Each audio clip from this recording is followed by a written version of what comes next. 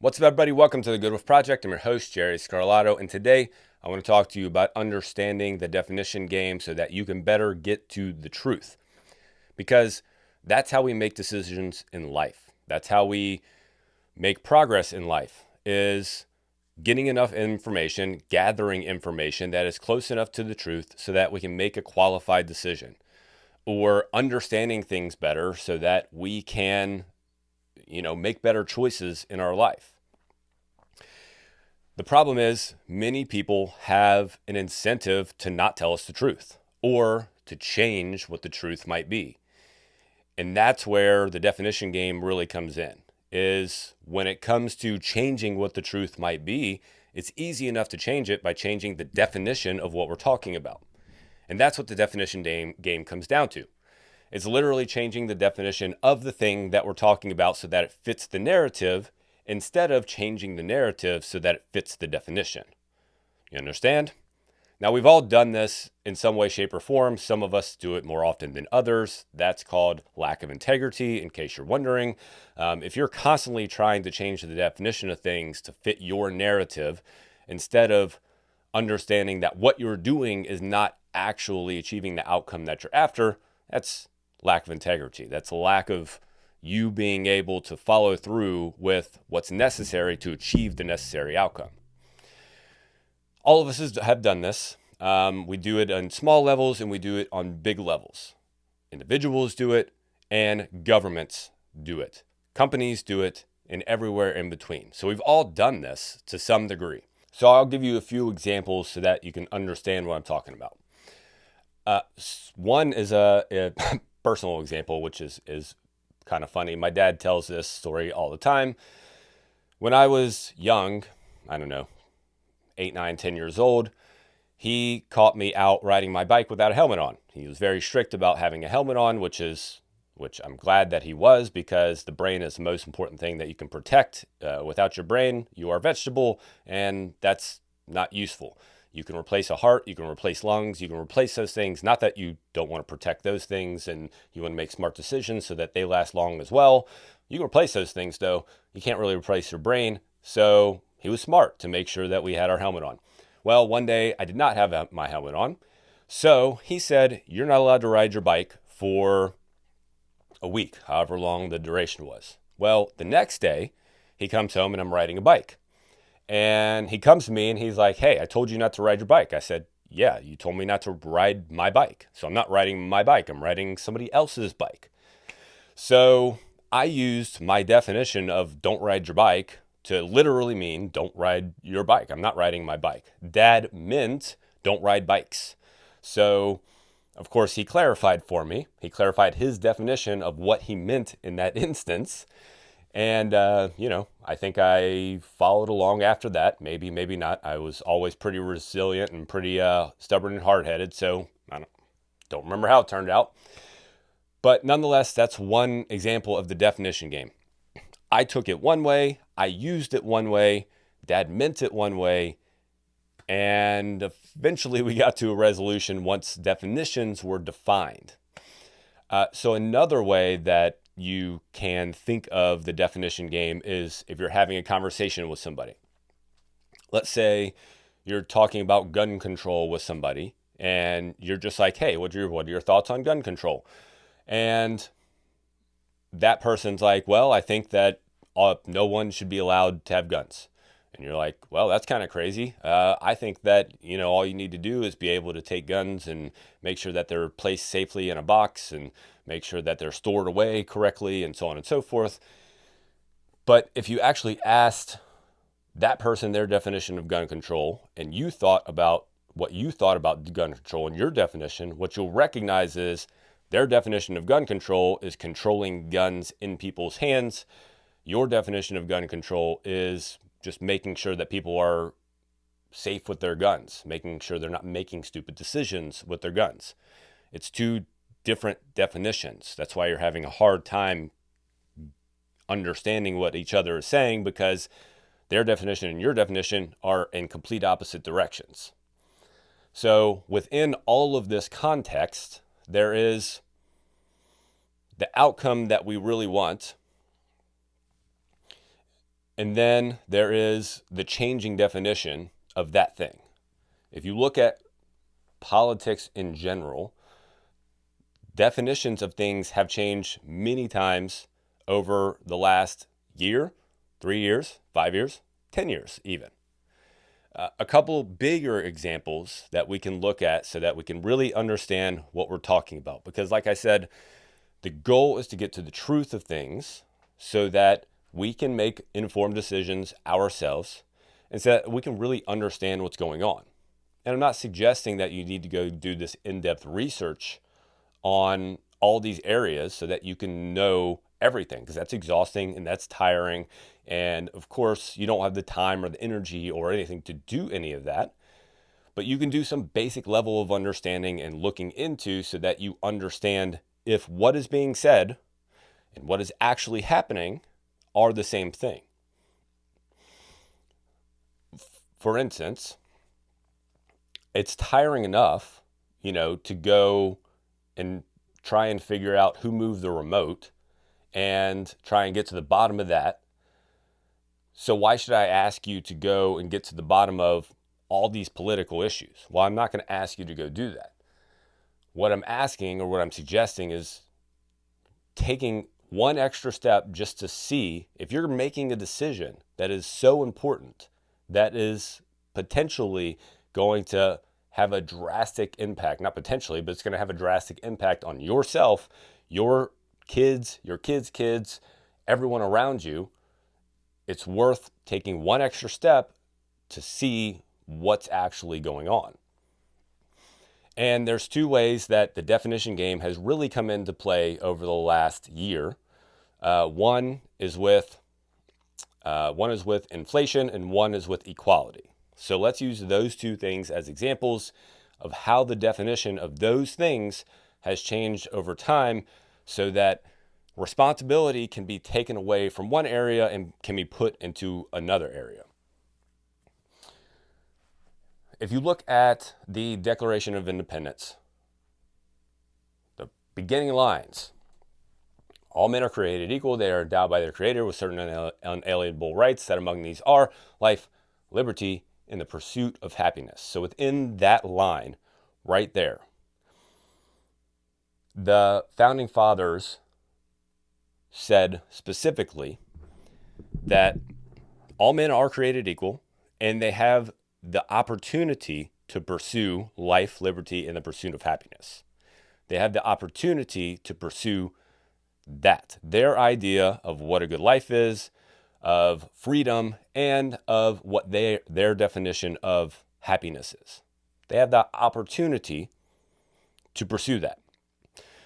Most of them knew and understood that at that time, things were not at their best for everybody to be able to do that. Most of them believed that things were not, women at the time were suppressed, black people at the time were suppressed, other minorities at the time were suppressed. All of that is true. So at the time, even though they laid that out, they knew that things weren't where they were supposed to be, and the goal was to move in that direction. And we have, and we did. And now we have gotten to the point where, generally speaking, and certainly there's always prejudice, and certainly there's always people that will stereotype and make decisions based on that. You can't change that. All human beings are individuals. They'll make their own fucking decision. You can't change that. You can't change that. But we are in a point in history where opportunities are as equal as they have definitely ever been in history, ever. But we have changed that phrase. All men are created equal. They are endowed by the Creator with certain inalienable rights, which comes down to equal opportunity. And we have changed it to define equal as equal outcome. We have gotten to the point where the opportunities have become equal enough that now we have to switch that to equal outcome. We have to switch it to a point where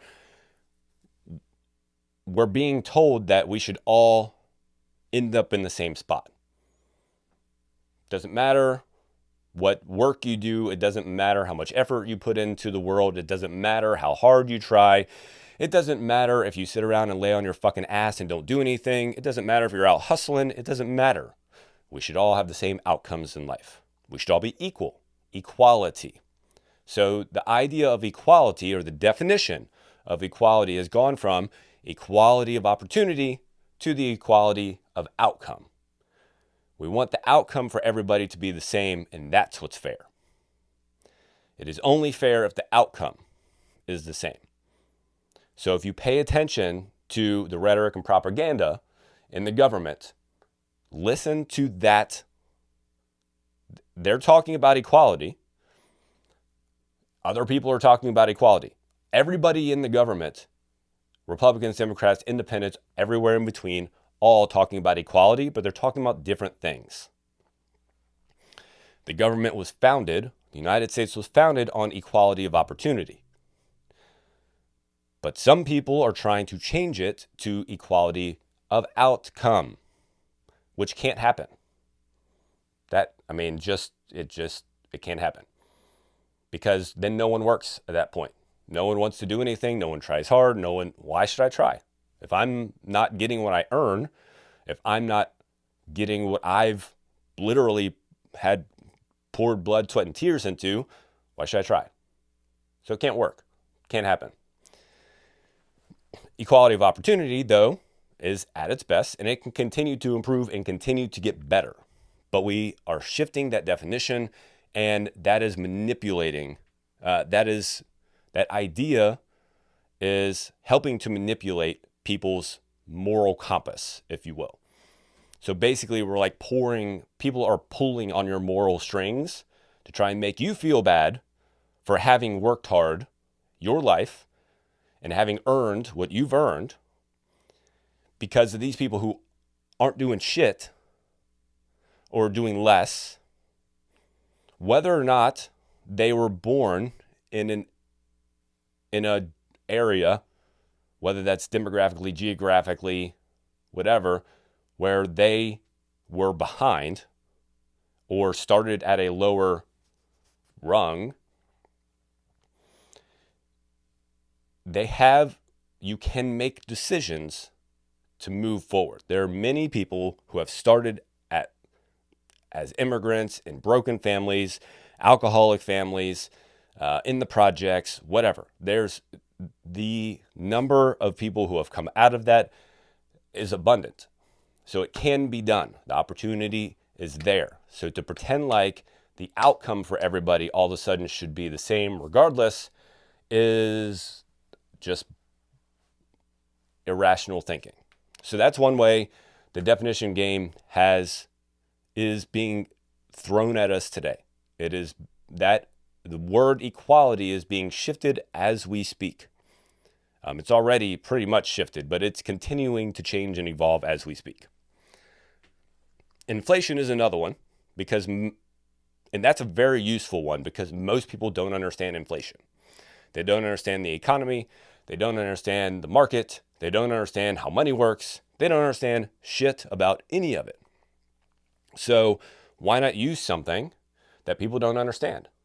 Why not use that and change the definition of that thing so that we can manipulate people into thinking something different, into advocating responsibility? I can put responsibility on something else instead of what's actually happening so that we can achieve the outcome that we want. So the way that inflation is being portrayed today, especially over the last 3 months, since, Biden was first supposed to be running for president, and now Kamala Harris is running for president. It's all the same person as far as I'm concerned, and as far as you should be concerned. It's the party that's running. It's not a person that's running, because they're saying the same thing. They're just saying it in different and manipulative ways. But nonetheless, both of them said that inflation is being caused by big companies, by big corporations. That's what's causing inflation to happen. It is their fault. That's this whole price gouging talk, this whole high cost of groceries and things like that. All of that is the blame is being put on big companies. It's being placed on their shoulders. They're taking the responsibility and they're putting it away from themselves so that they can continue to pursue their own outcome. Now, here's why that's bullshit. Because that's not how inflation works. And they know that you don't know that. They know that you don't know what inflation is, how it works. They know that you don't know that inflation is just a hidden tax, that all inflation is a way to take more of your money and to put it in their coffers and to use it however they want to use it. They know you don't understand that. They know that. So they blame it on something else so that they can keep getting away with it. But here's how it works. Basically how it works. Because I'm also still trying to understand more of how inflation truly works. Because it is complex. I'll give you that much. It is definitely complex. And it's not something that I would suggest you go and spend lots of time trying to understand. But if you understand just the surface level of it, then you can know that it's impossible for inflation to be caused by a big company or a big corporation. So there's a couple ways inflation happens, but generally speaking, when there's an influx of money in the system, suddenly demand for things starts to rise.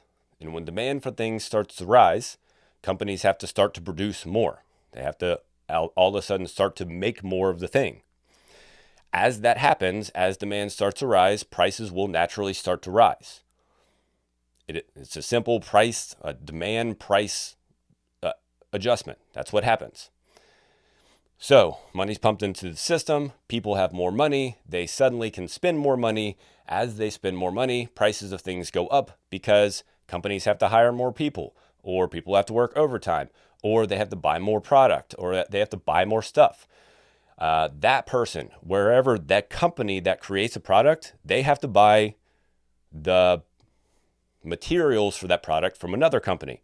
That company has to get those materials from somebody who dug them out of the earth or created them somehow. In all of those chains of events, the prices in all of those areas is going up at the same time. All of them are. Because people are wanting more things, and in order to do that, productivity has to improve or increase. And in order for productivity to increase, more money has to be spent. You have to spend more money to increase productivity.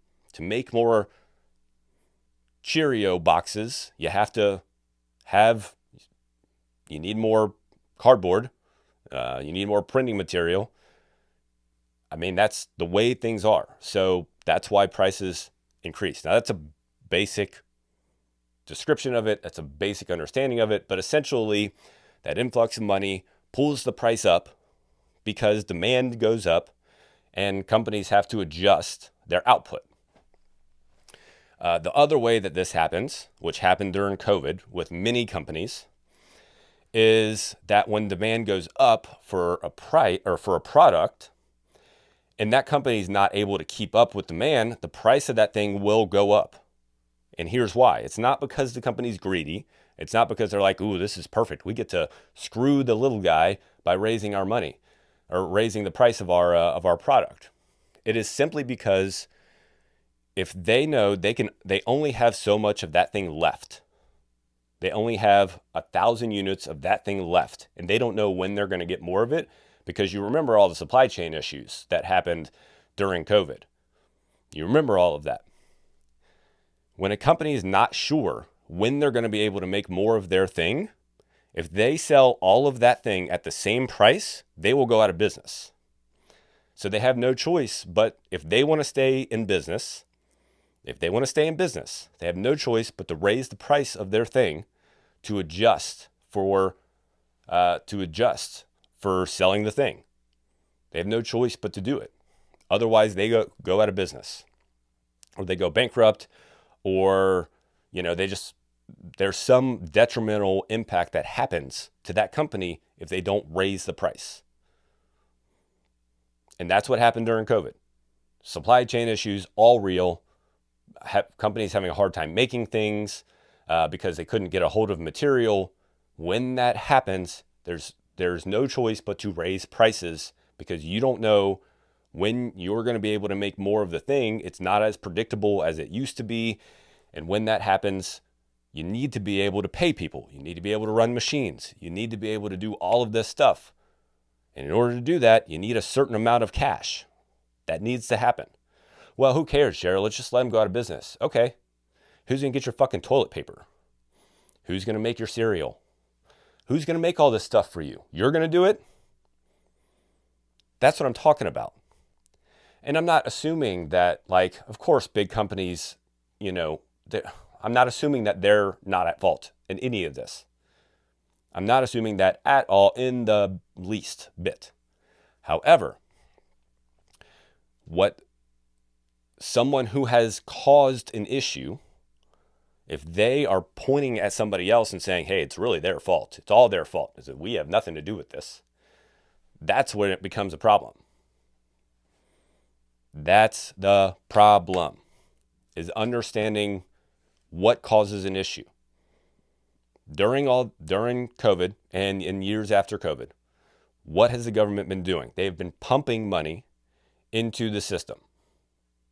They have been pumping money into the system. Everyone got, 2 checks during COVID time? I forget how much it was in the United States. We got a couple of checks. I don't really remember. Where do you think that money came from? They went to a computer, they typed out a few things, and they just, poof, created money. Just created it. So all of a sudden, everyone has money. And you think everyone saves money? No, of course. What do you do with money? You take the money and you spend it. So suddenly, people are spending more money on more things. Demand's going up, even though supplies are not there. So when you put those two things together, yeah, of course, inflation is going to happen.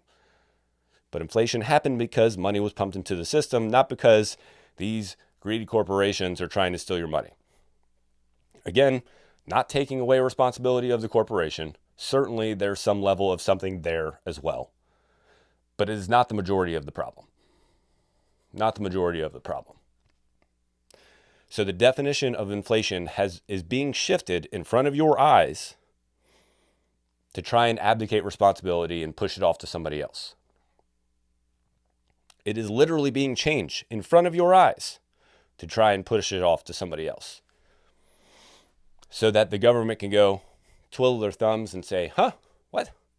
We didn't do anything. It wasn't our fault. And anytime you see somebody say that, it is not our fault that this thing happened, it is their fault that this thing happened. There's a good chance that they're trying to manipulate the definition game in some way, shape, or form. So this is such an important idea to understand, that people, governments, individuals, your friends, your family, people around you, anybody you're doing that. I'm not saying that like everyone's out to screw you or anything like that. But if you understand the concept of the definition game, it can save you, number one, a lot of headache. And number two, you can start to make better decisions in your life, and you can start to understand things better and see through manipulation better. You can see through lies better. So a couple ways that you can use this in your own life to improve your thinking and to improve your decision making, and to save you a lot of headache. One way is if you are having a conversation or an argument with somebody or a disagreement or whatever, and you're saying one thing and you're both fighting for what you think is the same thing, have them define what they think they're fighting for, and then you define what you think you're fighting for. And what you'll find is you are fighting for two different things. You're on opposite sides. It's just your definition of maybe the same word is different. So until you figure that out, you're just going to keep bickering back and forth. It's just going to keep going on. So figure out, ask them their definition. If you pay attention to really good business people, especially, if you pay attention to just people that you think are very thoughtful about what they do and how they make decisions and things like that, They will start by making a definition or defining what they're talking about. If you look back at many of my solo episodes, I generally start with a definition. Because unless you start with a definition, it's how do I know what you're talking about? How do I know? You can go on how we can improve this and how we can make things better. But if we don't start with what we're after, how do we know where we're going? So start with the definition, know where you're going so that you can make your life a lot easier. And even if you're talking to somebody, if you're going to go into a conversation and you feel like it's going to start to go down a rabbit hole, just stop and go, okay, before we start here, I'll define what I'm talking about. I'll define what I mean by this, and I want to hear what you mean so that I can know we're moving in the same direction. If we're not, then we need to start there by going, okay, well, what are we really talking about here? What are we really trying to go after? So that can save you a lot of headache in your own life. And trying to understand what's going on in society and making decisions on who to vote for or what diet to start whenever you're trying to lose weight, or what marketing plan to start. As you're looking for your options, or you're looking at options, pay attention to what people are saying is the outcome of things and where they say that outcome is coming from. So we already talked about in the instance of inflation, how the government is saying and here's the outcome of inflation, here's where it's really coming from, and see if that connection actually comes together. See if that connection actually happens. In the instance of a diet, if someone says, hey, I made this one change in my food and it caused me to lose 20 pounds, then you can look at research and see if that is actually true, if that's been seen multiple times throughout a study, or if many people have been able to replicate that in some way, shape, or form in their own nutrition.